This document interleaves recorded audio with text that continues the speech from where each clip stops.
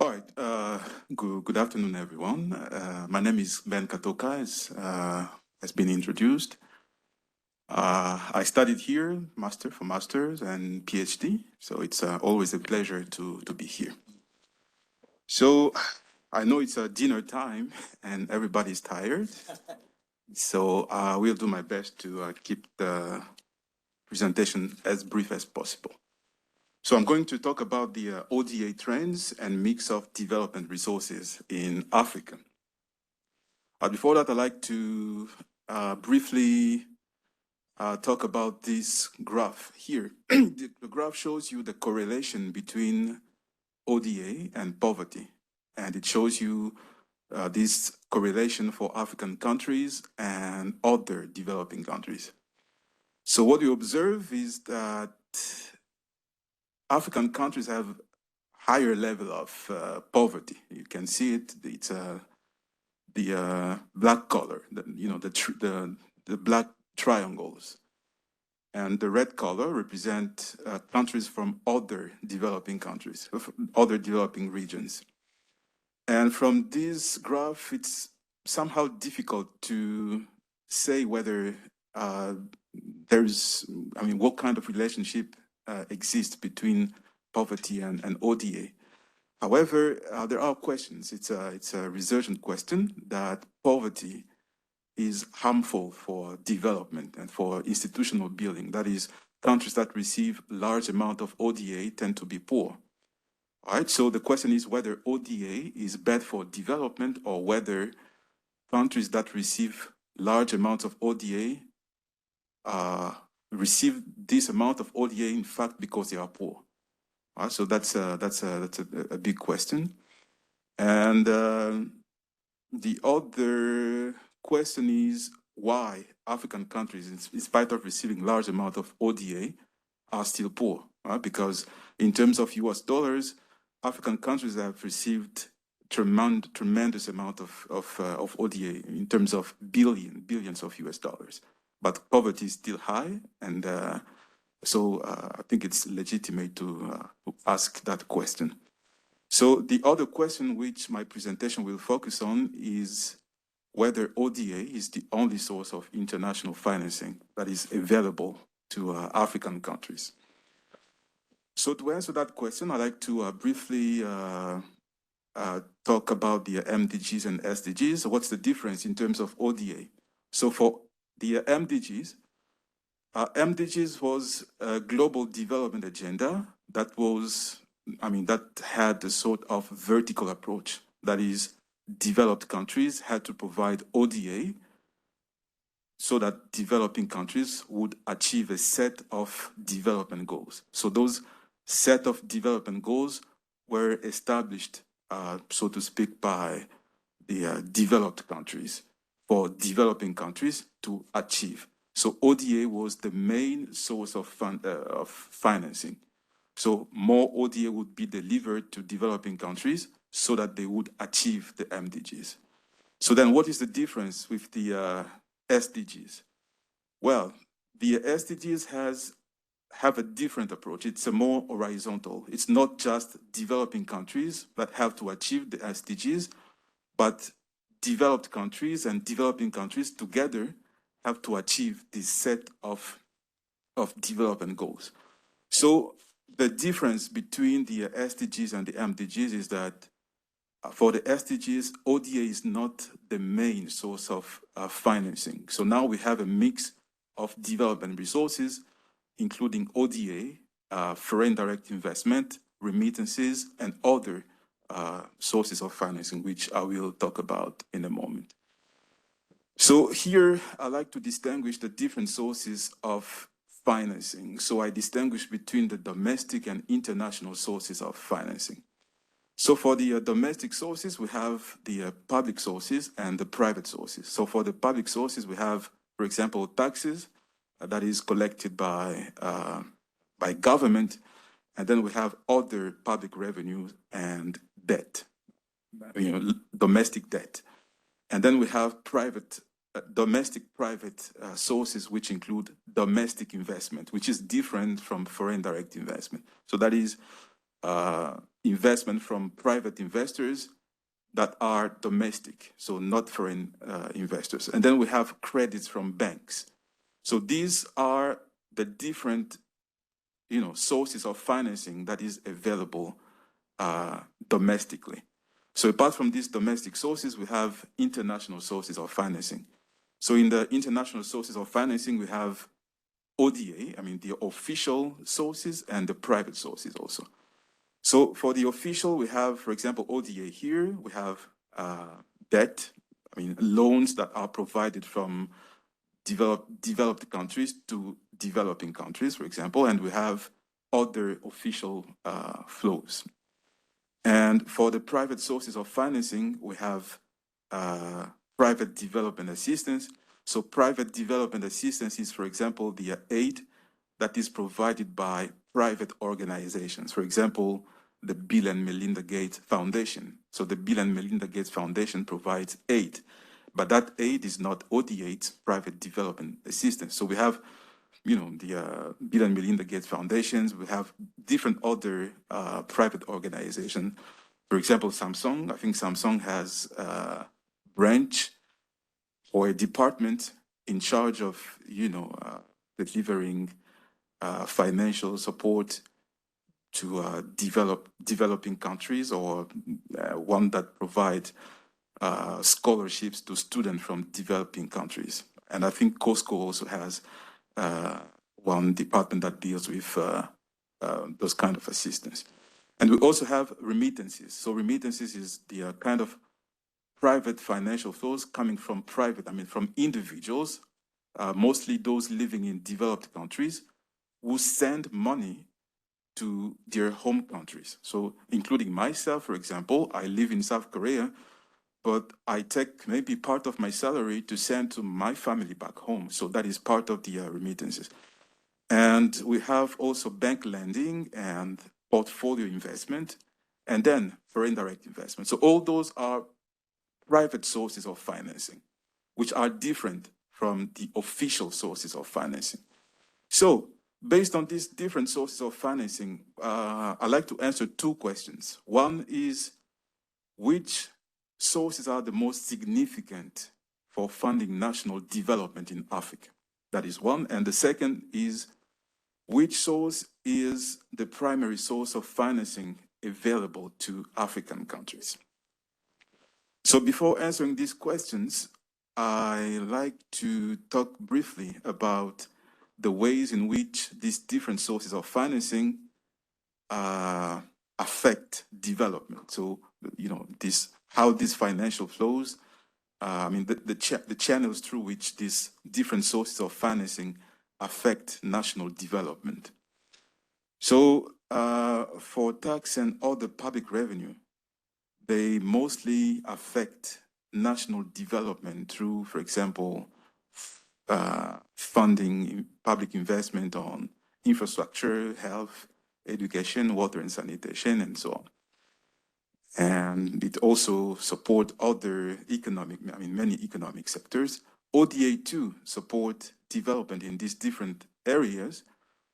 Plus, an important role that ODA can play is to support capacity building in developing countries. For example, to assist in building sound fiscal systems, for example, and other types of technical assistance. So these are the different ways. This list is not exhaustive. Of course, there are other channels, but I wanted to list out some of these channels that I think are very important.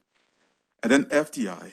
FDI is foreign direct investment. It's a private source of international financing, and it affects national development through various channels. One is through job creation. So if foreign companies invest in developing countries, they create job opportunities for locals, for people living in those developing countries.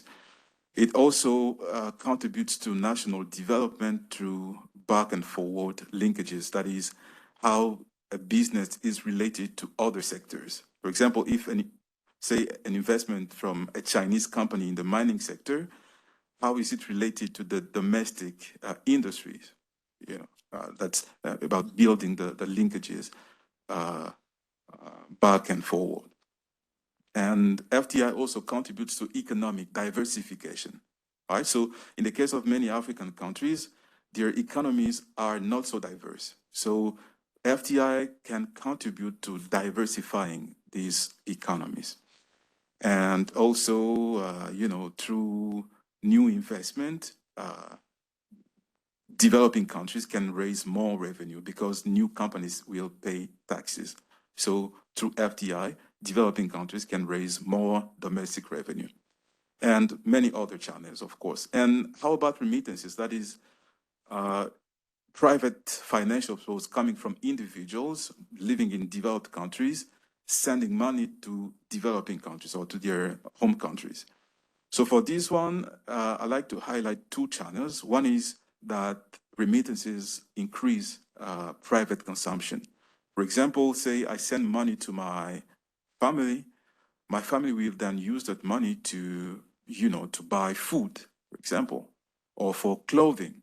So in this way, remittances contribute to increasing domestic consumption. And consumption, as you know, is important for growth and development. And the other way is that remittances also contribute to increasing access to education. So I can send money to my nephew, and my nephew will use that money for tuition, for school tuition. So this increases access to education. And in the short, mid, or long run, remittances will contribute to national development. So now when it comes to which financial flows are the most important for African countries, well, in these two figures, I present the different types of financial flows for African countries on the right-hand side, and for other developing countries on the left-hand side. And as you can observe, I don't know, there's no right here. I don't know. So on the left-hand side, you see that ODA is not the most important source of financing to other developing countries. So in general, other developing countries receive more long-term debt. For example, South Korea provides more loans to other developing countries, while it tends maybe to provide more aid or grants to African countries. And the other main source is FDI and remittances. But when it comes to Africa, FDI, the figure is based on the period from 2000 to 2016, so it's the average. So on average, between 2000 and 2016, African countries received more FDI. So FDI is more important compared to remittances and ODA. So ODA, to cut the long story short, ODA is not the most important source of financing to African countries as of today. So the most important source is FDI and remittances based on this time period. And when I break down the time frame into 3 different years, that is 2000, 2010, and 2016, we see that in 2000, ODA was the most important source of international financing to African countries. And then over time, it became third, and then FDI became first, and then second. So since 2016, remittances became the most important source of financing. So that is, for African countries, private resources from individuals living in developed countries. I mean, individuals are sending more money to their home countries in Africa than African countries receive ODA and FDI. So I think that is very important, and it has important implications. One is that developed countries have to do something about this. For example, reduce the cost of sending money to Africa. In Korea, you have, for example, Western Union and MoneyGram and other channels through which to send money. So developed countries should think about ways to reduce the cost. And I think that is one of the engagement that developed countries took for achieving the Sustainable Development Goals. And about domestic revenue, that is taxes, for example, African countries tend to mobilize less taxes compared to other regions. So you can observe here that in general, African countries mobilize between 5 to about 22% of tax in GDP, while for European countries, for example, the amount ranges from about 20 to about 50% of GDP. So that the difference is quite huge. And for East Asian countries, domestic tax in GDP represents about 15% to more than 40%. So the difference in terms of domestic resource mobilization is very, very important between Africa and other regions. So this is very important to understand. Why? Because domestic revenue is supposed to be the main source of financing development, national development. Why? Because by mobilizing domestic revenue, governments are able to target the key sectors of development. Why? Because ODA somehow is channeled through project. Donors support projects that are not necessarily related to development, right? But government, if they are able to mobilize more taxes, they can support the key areas of development. So it is important for developing countries, especially those in Africa, to mobilize more domestic revenue. So it is in this area that ODA can play an important role. So one thing that developed countries have to think about is the ways in which they could support domestic resource mobilization. For example, supporting reforms, like fiscal reforms in the fiscal sector. So instead of just disbursing ODA or aid in a variety of projects, why not channel ODA to support the institution building in Africa? So that's a big question. And finally, here is a graph showing you the trend in ODA project in Africa. So since 2000, since the launch of the MDGs, Africa has been receiving a tremendous amount of ODA project. You can see the increase. And then since the launch of the SDGs in 2015, Africa is also receiving more ODA project. But then the question is, which sectors are targeted by this ODA? So do the developed countries target the sectors that are important for development in Africa? But I think the question is, it's open. And Professor Kwon, I think, has been working on this question in the past few years to address the question of, the sectoral distribution of ODA in Africa and in other developing countries. So there are questions about which sectors to target, which sector ODA should be delivered in. And in terms of FDI, yet again, Africa attracts less FDI compared to other regions. Right? So I said FDI is important for national development, but yet Africa is still less attractive compared to other developing regions such as South Asia or Southeast Asia. So here again, ODA can play a role in supporting African countries to, enhance their business environment, for example. And I think there are a lot of studies on how ODA can be a catalyst for, mobilizing FDI in developing countries.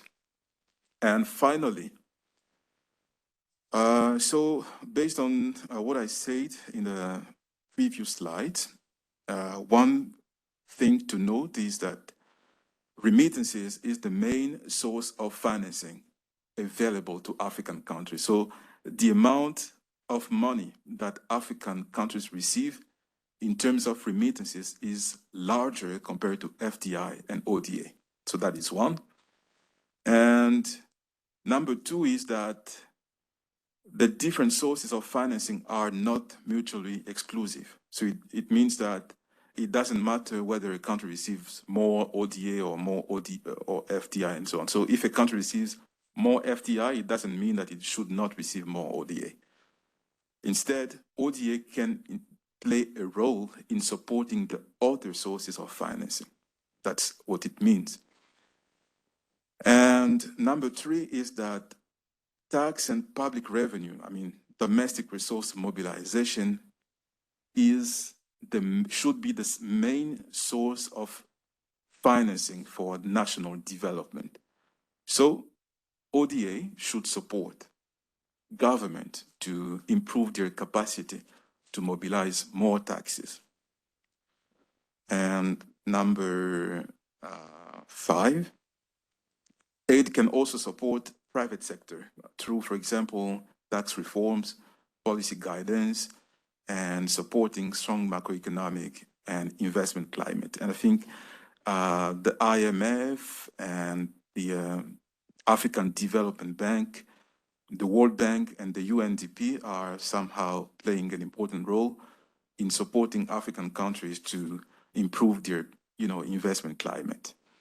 And finally, it's important for African countries to fight the illicit financial flows. So last year, I think it was early last year, there was a study published by some World Bank researchers about the amount of illicit flows from African countries and other developing countries.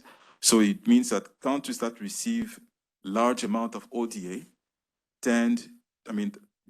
politicians in developing countries that receive large amount of ODA tend to have bank accounts in fiscal heaven. So this means that they, take the money out of their purposes. So instead of ODA being used for development, politicians tend to use the ODA flows for their private, to fund their bank account and their private investment. So I think it is also important to help developing countries fight these illicit financial flows from Africa. Now, I think I will stop here. And in case you have questions, I'll be happy to answer. Thank you.